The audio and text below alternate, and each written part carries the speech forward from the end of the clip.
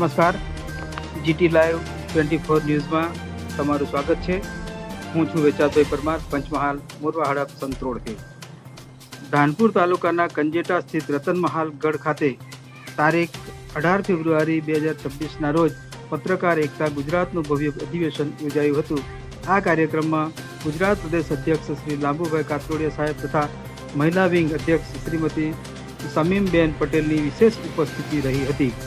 આ અધિવેશનમાં ગુજરાતભરના પત્રકારો તેમજ ધાનપુર તાલુકાના રાજકીય આગેવાનો મોટી સંખ્યામાં હાજર રહ્યા હતા।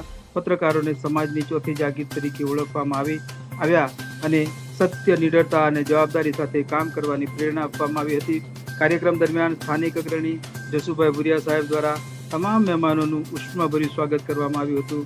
બહારથી આવેલા પત્રકાર મિત્રો માટે રહેવા જમવાની અને ચા નાસ્તાની યોગ્ય વ્યવસ્થા પણ કરવામાં આવી હતી।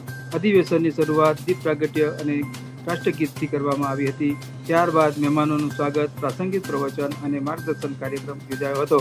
ગુજરાત પ્રદેશ અધ્યક્ષ શ્રી લાંબુભાઈ કાતરોડિયા સાહેબે પત્રકારોને એક મંચ સંગઠિત રહેવા અને પરિવાર ભાવથી જોડાવા માટે આહ્વાન કર્યું હતું। તેમણે પત્રકારોની સુરક્ષા માટે વીમા કવચ લેવાની પણ અપીલ કરી હતી।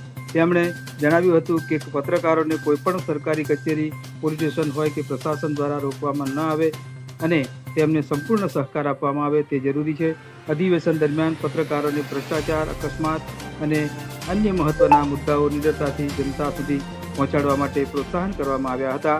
કાર્યક્રમના અંતે ભેટ વિતરણ કરવામાં આવ્યું અને સૌના સહયોગથી અધિવેશન સફળતાપૂર્વક પૂર્ણ થયું હતું। આ હતા આજના સમાચાર। જીટી લાઈવ ન્યૂઝ સાથે જોડાયેલા રહો। આભાર।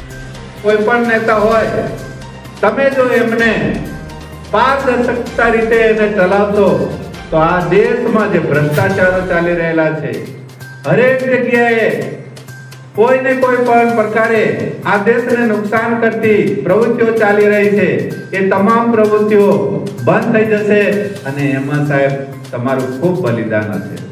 એટલે આપ સૌ અહીંયા આવ્યા છો ત્યારે